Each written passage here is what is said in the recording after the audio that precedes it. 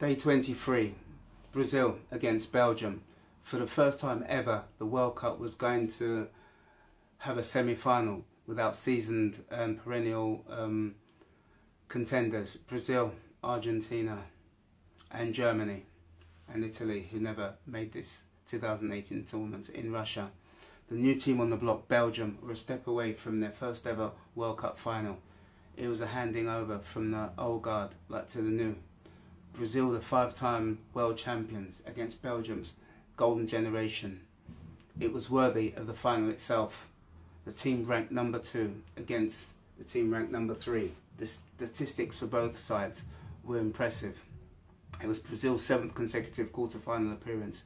It would be Belgium's 2nd successive tournament appearance on the back of their 2014 game contest with Argentina. In Brazil, Belgium were 23 games unbeaten, a record for the national team. Brazil themselves had only been defeated once in 25 games. They'd only conceded 6 goals during that period. Alisson had only conceded 1 goal in 9 outings. Both nations certainly possessed the firepower in attack. For Brazil, Marcelo returned as Fernandinho replaced the suspended Casemiro. Fellaini and Chadli were rewarded for influential contributions in the games against Japan. Their place would be at the expense of Carrasco and Mertens, whom they replaced in the second half. The teams have played opposition to one another at the 2002 World Cup finals in Japan, Kobe. Goals from Ronaldo and Rivaldo ending in stiff resistance from the Belgians. A humid evening in Kazan that saw the Brazilian contingent of fans far outnumber the Belgians, but it was to be the Belgians who were to shock the Brazilians by taking the lead on 12 minutes. This after seeing Thiago Silva see his attempt on goal bounce off his knee and hit the post, and Belgium had escaped. And then very soon after, Paulinho would scupper an effort when it should have, been a much more sufficient connection, and Belgium could have been in trouble. So, to the goal, the corner came in, and Fernandinho was to be the unfortunate Brazilian with the ball to hit his shoulder and fly over and wide of Alisson in the Brazilian goal.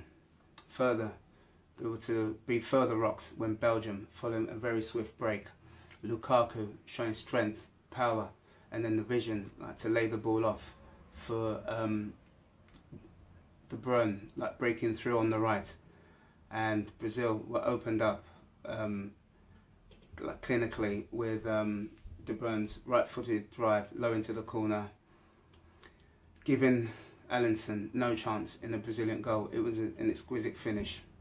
There was a great intensity to the contest in an intriguing and very open contest.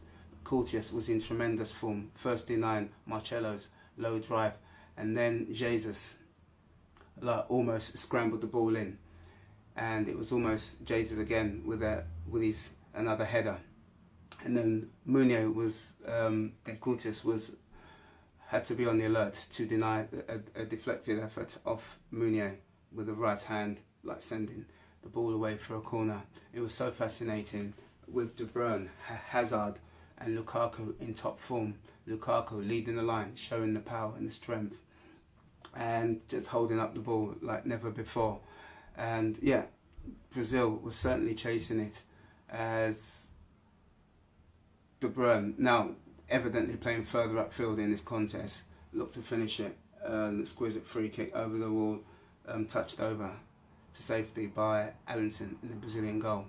Brazil, down 2-0 at half-time, really had their little choice but to press, and in what was their best spell at the half, they really put the Belgians under severe pressure. Firmino had come on for Willian, and with Jesus moved wider.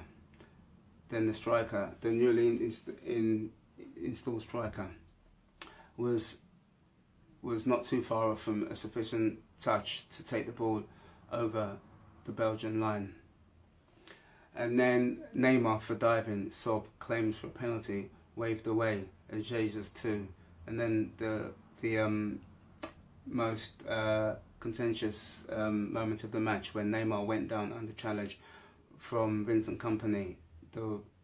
After the ref didn't consult the VARs, and yeah, Belgium were very fortunate to get away with it, but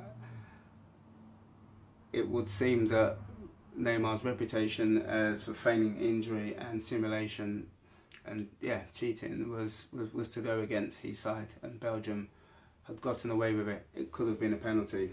Now Brazil were now playing with great intensity and purpose and urgency, and Douglas was now on the field and making a big difference, and Courtius would be required to deny him around the 62-minute mark. Belgium were like a red brick wall, defending and covering every blade of grass. Like Kompany was a mountain of strength, solid, just like Fellaini in the midfield, who was like denying large amounts of space for Brazil to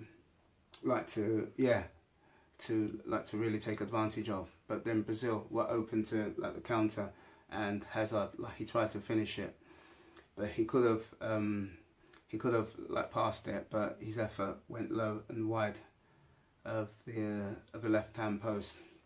Roberto Augusto, just on merely a few minutes, was then on hand to head the finely flighted, pinpointed cross from like Coutinho. And then it was all Brazil now, as Belgium were now on their feet and hanging on. Firmino would twist and turn and then shoot with his left foot attempt, just merely yards over.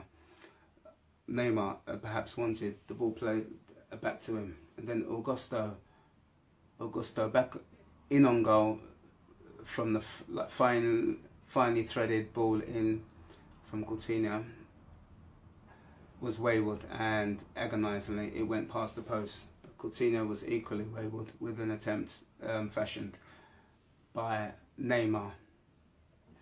Belgium were desperate and were in need of fresh legs, and Vermaelens and Tielemans came on to the pitch in place of the very tired and looking Chadli and Fellaini. I'm sure it was Fellaini. Neymar then thrust himself onto the floor when he challenged for a ball with Meunier. The ref rightfully waved play on, and it was Neymar again with Courtius to deny him with a stretching fingertip save and preserve Belgium's lead. It had been 80 years since Brazil had come back from 2-0 down, like to become victorious. It wasn't going to happen this time. With 17 attempts to Belgium's 1, Brazil had exited. Belgium finally coming of age. They showed the mental strength and character as the players had finally gelled. This largely thanks to Roberto Martinez, who played the perfect tactical game and outthought his counterpart like Tite. Courtius in goal was immense. The saves, the calmness, the position and the anticipation of everything that was thrown at him.